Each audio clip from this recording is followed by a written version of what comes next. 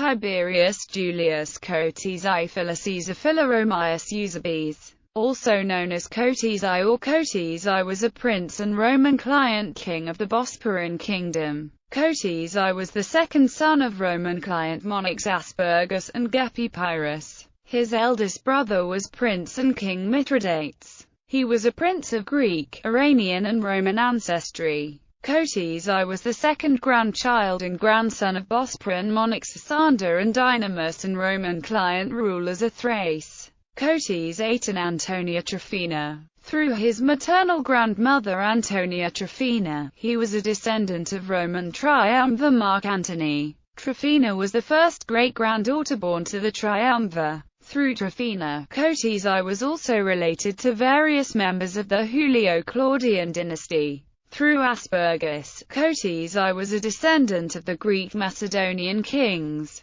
Antigonus I, Monophthalmus, Seleucus I, Nicator and regent Antipater. These three men served under King Alexander the Great. Cotys I was named in honor of his late maternal grandfather, Roman client ruler of Thrace, Cotys VIII.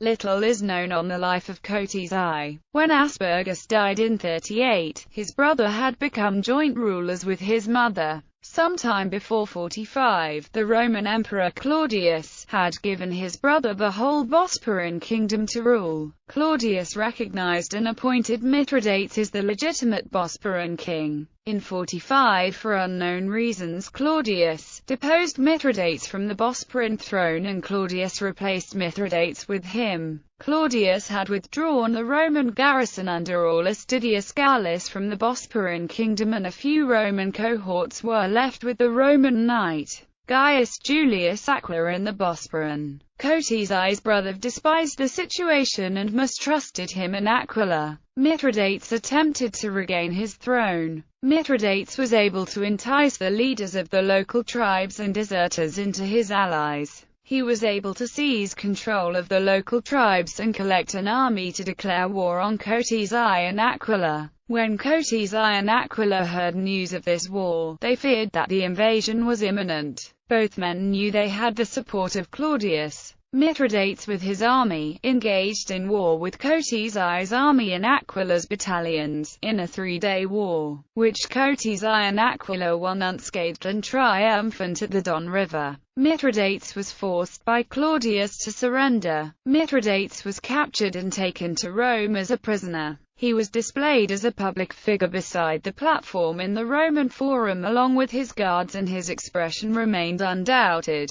Mithridates appealed to the emperor for mercy to be spared from a triumphal procession or capital punishment. Claudius was impressed with Mithridates' mercy from his letter and allowed Mithridates to live. He was spared from any capital punishment and was exiled. Cotys I's brother lived as a destitute exiled monarch until his death. From 45 until 63, Cotys I reigned as Roman client king of the Bosporan kingdom. Sometime during his reign, Cotys I had married a Greek noblewoman called Eunice, through whom had a son called Tiberius Julius Cotys I. Cotys I named his son, after Cotys II, a Thracian prince and king, who was a paternal uncle of his maternal grandfather. In 63, for unknown reasons, the Roman Emperor Nero deposed Cotys I from his throne. Perhaps Nero wanted to minimize the role, power and influence of local client rulers and desired the Bosporan kingdom to be completely governed by the Roman state. His fate afterwards is unknown. The Bosporan kingdom was incorporated as a part of the Roman province of Moesia Inferior from 63 to 68. In 68, the new Roman Emperor Galba had restored the Bosporan kingdom to Cotys I. Cotys I reigned from 68 until at least 90.